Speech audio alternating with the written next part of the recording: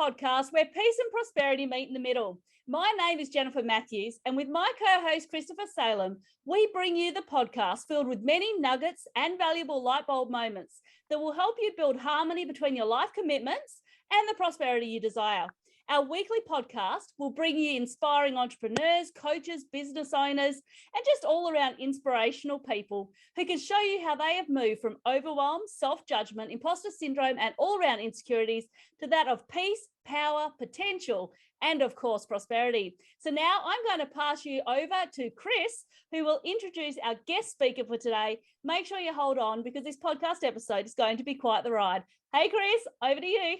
Hey, Jennifer, doing well over here. Thank you for the introduction.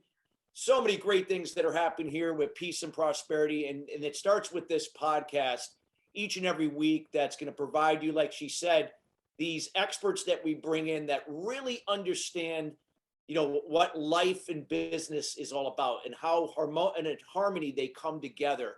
So we're going to be committed to bringing you great content that can be applied each and every day in your life and business to move it forward. And we have a very special person. Not only is he special, but he's a good friend of mine, Harrison Klein. This is a man that really understands the medical, physical side of life and business, the emotional laws of success.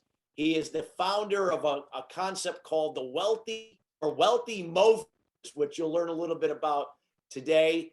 And he is just going to bring a lot of experience and wisdom and insight that will allow you to apply what he shares with you today to really move your peace and prosperity to the next level. And without further ado, we welcome Harrison Klein to the show. Harrison, how are you doing today? Well, I'm doing sensational, terrific, amazing, phenomenal, outstanding, incredible, awesome, turned on, tuned up, tweaked, authentic, resplendent, happy, inspired, insightful, perceptive, and successful. And I do radio show as a host, as you know. I appear on a lot of podcasts and radio shows. I can never do what you just did. That's incredible. Amazing without stuttering or any kind of oh my God, that was phenomenal. It takes years. What's that? It takes years of practice. I hear you. Well, you did that very, very well. We always like to open up with the show and get a little insight about you, like just a little backstory about yourself that really can feed into what peace and prosperity is. If you'd like to share for the next 5 minutes, you know, just a brief background about your story and where it is today when we look at peace and prosperity as one in the world. Okay. Well, thank you for allowing me to share my story. You know, if I start from way back, I'm someone who was born of Holocaust parents.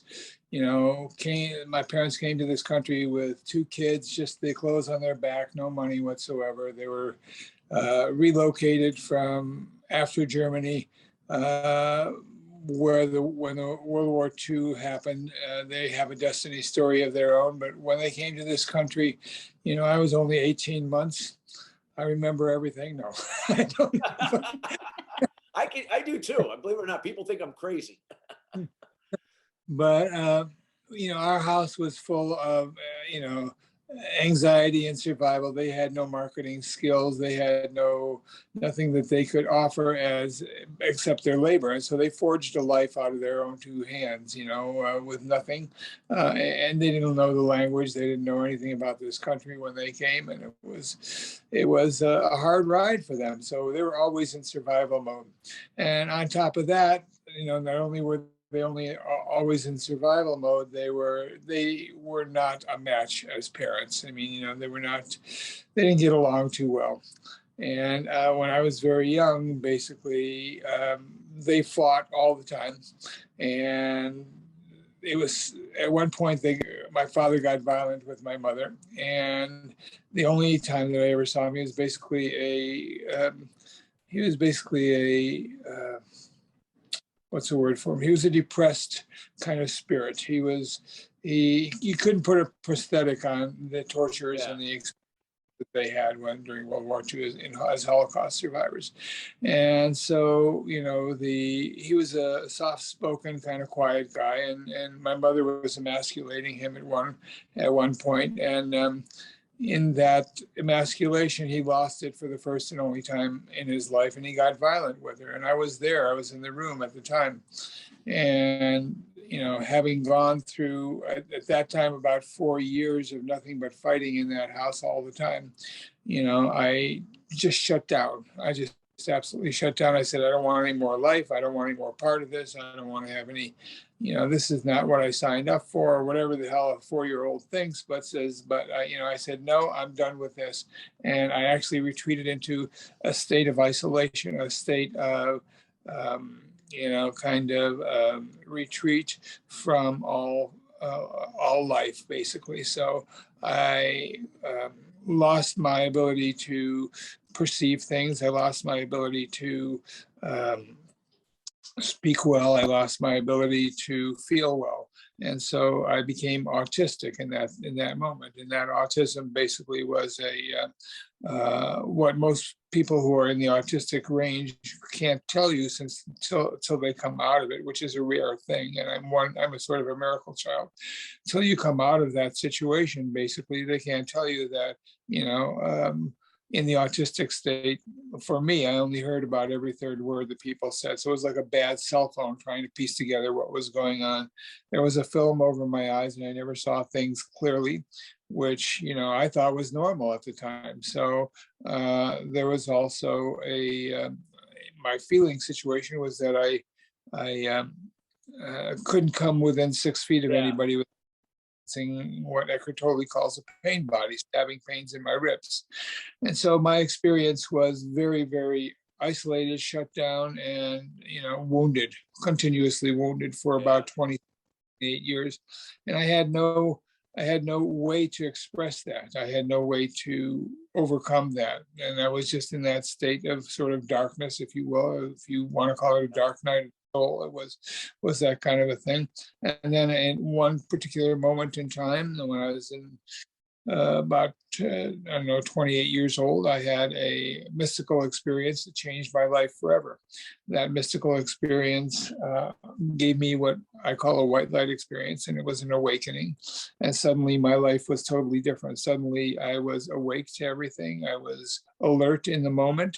I was able to perceive energy. I was able to experience a whole different beingness than I had experienced prior to that. So 28 years of one experience, and then in a single spontaneous healing, I was never the same human being again. I was a different human being.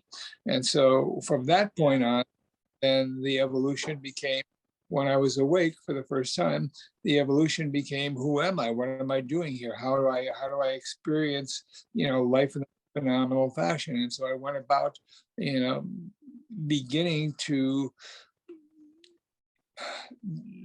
express and to fall into my desires and to achieve my desires, because prior to that I didn't. I had no ambition, I had no desire, no motivation or anything. So once I started to achieve and think about my desires and what I was really on this earth for, I began to perceive the quantum field. I began to perceive the nature of time, the true nature of time. I moved from a time-space continuum to a space-time continuum, and I began to become successful. I began to achieve things. I began to see what I was totally unaware of prior to those moments, and my peace was completely intensive, and it was overwhelming, and I became someone who was kind of both articulate, and my IQ probably went up 50 points from one prior to the experience. So, my life became a whole different experience. And so during the past, I say 22 years, I've been an entrepreneur. I was in the movie business. I helped raise $32 million for a movie. I was a director of marketing for a very unusual stock brokerage. boutique stock brokerage, and I was an educator for 16 years, an entrepreneur for 22, 3 years in the movie industry, 3 years in the financial industry. So that's pretty much my history. I love it. Well, let's lead into the next question. How important do you believe when it comes to the entrepreneurial space? How important do you believe connection when it comes to succeeding? That when we talk about connection with, it can be anything, people, it can be just whatever that means to being a successful entrepreneur. I think it's the first principle of all experience, and when it comes to peace or prosperity, relationships are everything. Nobody, we have two things that happen during the experience of any kind of success. One is that we have a relationship with ourselves, so that we in depth who we are. And then the other thing is we have a relationship with the world. And the world is nothing but a reflection of what is going on inside of us. But all human beings, you can't experience anything with or from. Everything comes from somebody else or something else, and you can't experience anything without having some relationship with it one way or the other. So people don't think a lot, but the first principle of prosperity is to think. And as you begin to perceive, you begin to have conclusions, you begin to have connections, you begin to create, truth, love, and beauty with other people. And if you are on the positive side of the ledger, basically you're creating something that makes a gigantic amount of difference to other people. So prosperity is about making a difference to other people. The principles of wealth and prosperity are about how do we serve? The greatest among you is the servant of all, kind of a thing. And the better you're able to serve, the greater becomes your prosperity. And you have to have a relationship with people in order to serve, and you have to have a relationship to ideas, and you have to have a relationship to desire and goals, So those things are really... And I think too, Harrison, you just mentioned something very important there, and that is the whole concept of serving. Because when we're talking about wealth and prosperity, people have such a focus on, when's the money going to come in? When are we going to receive that big paycheck? But we don't realize that the first principle is serving of others. And so the more that you focus your attention on what you can do for other people, the more that the money is just going to naturally come to you, or any type of prosperity we're talking about. And so when we're talking about, there's many different metaphysical laws of wealth and success that you talk about as well. Can you go a little bit into some of those metaphysical laws? The laws of prosperity are that you have to bring... Yeah, as it applies to money mindset, that would be great. Yeah, if you could share for 5 to 7 minutes, Harrison, about just some general insights to that area of how the metaphysical side and how the laws of wealth and success can really help elevate our money mindset and building a successful business, or just success in general in one's life. Absolutely. Basically, in order to have success, in order to have prosperity in your life, you have to bring value to other people, and you have to also solve problems. Those are the only two ways, basically, that you make money. You can do that through a number of different ways. We can do that through mindset. We can, as we understand our connection with source, basically, in order to create something, we have to impress the quantum field, if you will. For those of you who don't know, that's basically God and the behavior of spirit, which is the field of all possibilities, which is infinite. But when you impress the quantum field with a thought or with an action, basically, it then moves that thought or action into form. into form of money, into form of things, into form of whatever. So all of our lives have to do with what this creative aspect of man is, a thinking substance, and that thinking substance basically impresses a thought upon the field or source, if you will, and then we go through the process of adding the details, and then the world reflects back to us what thoughts we have put out there. So the thoughts and the images of our mind are really they are the instructions to the universe to create our reality.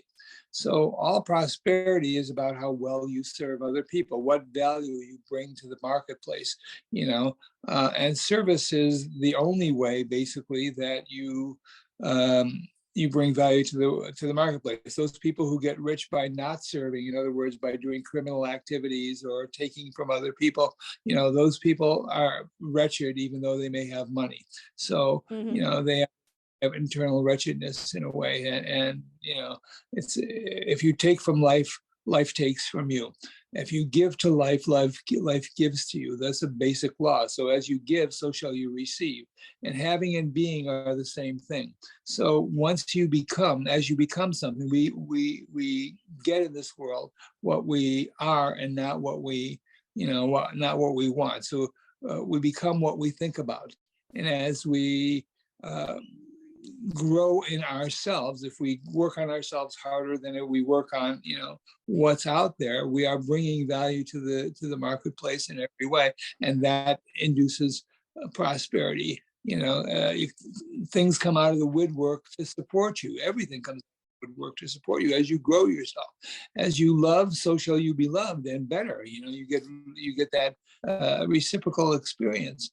So creating prosperity is a matter of, kind of joy, kind of great relationships, cheerfulness, connection, giving some sort of value, either solving a problem or adding to something that exists in a meaningful way.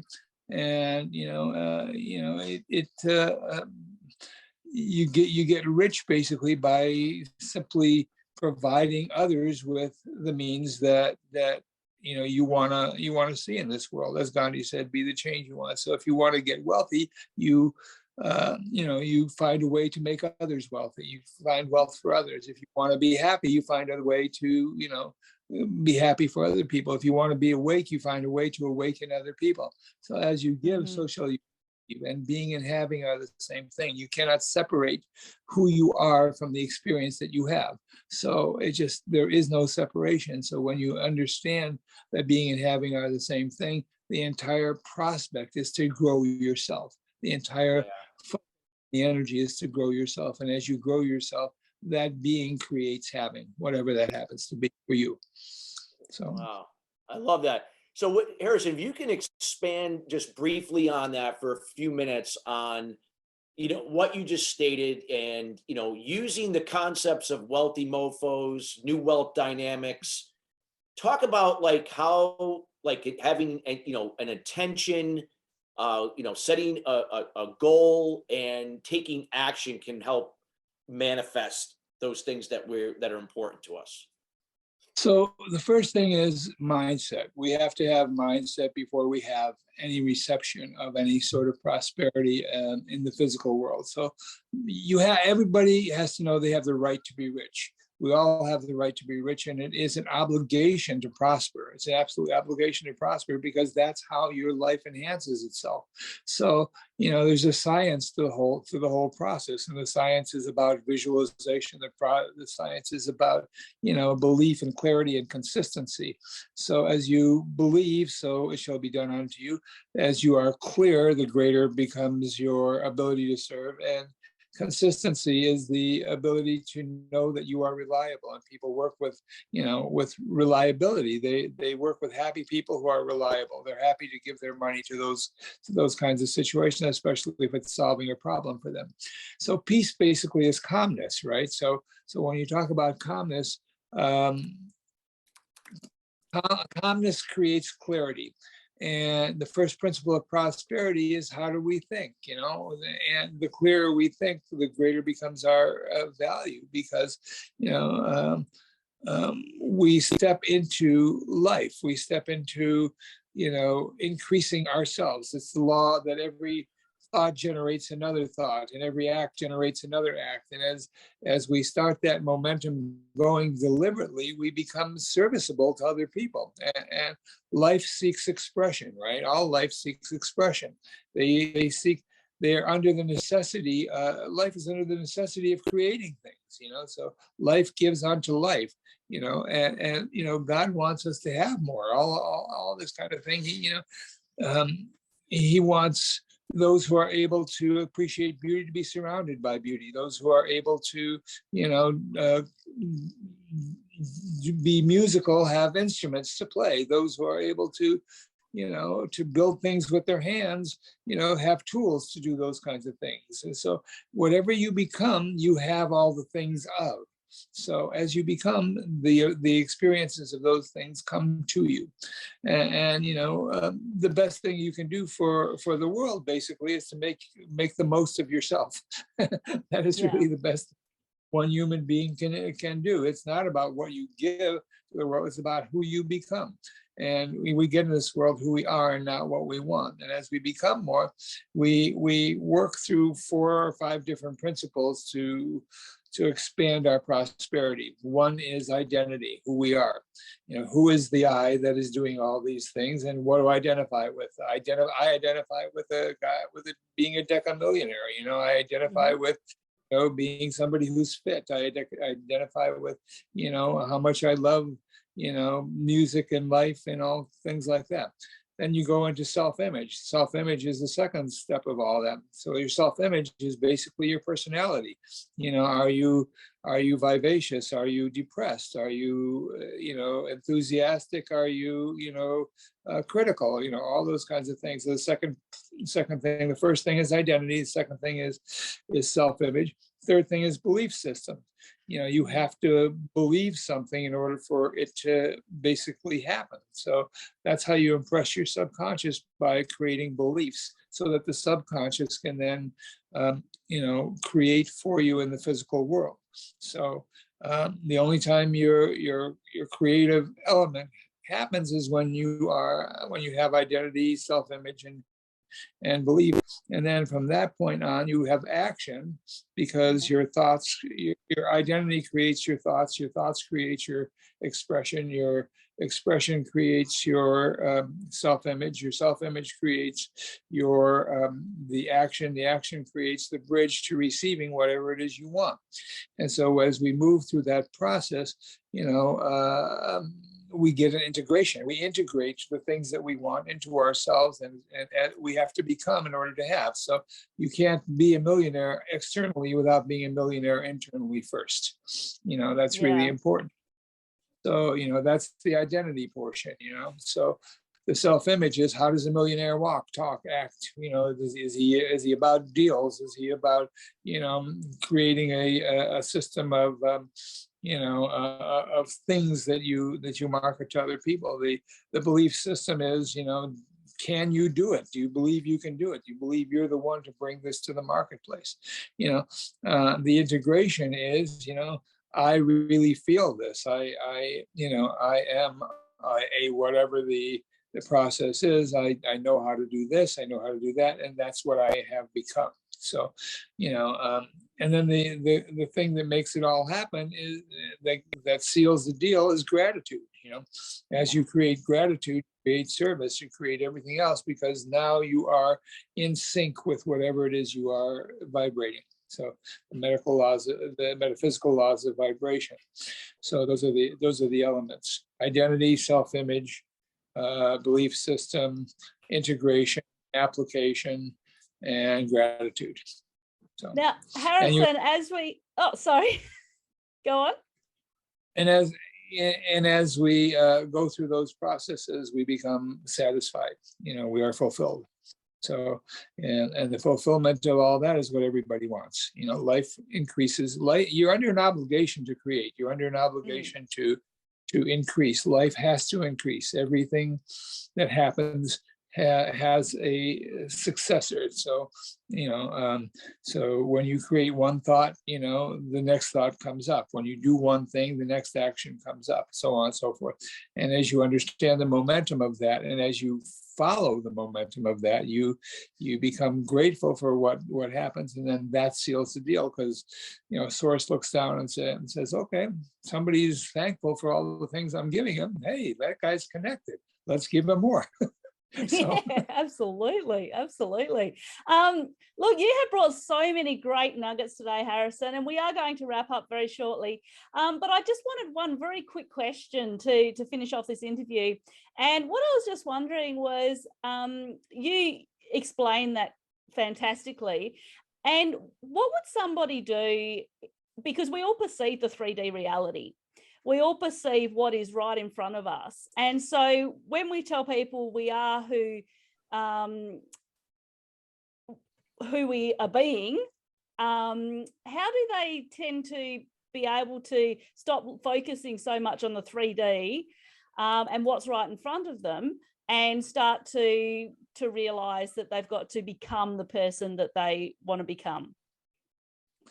Well, they have to understand that the world is a reflection of them. Of Now, themselves, yeah. most people believe that they are in the world and they are responding to what's happening in front of them. But the truth of the matter is the world is responding to what's going on inside of you. So it's Yes. the world to you, not you in relation to the world. So as you think, as you become, you expand. So whatever you think actually becomes your world and reflection.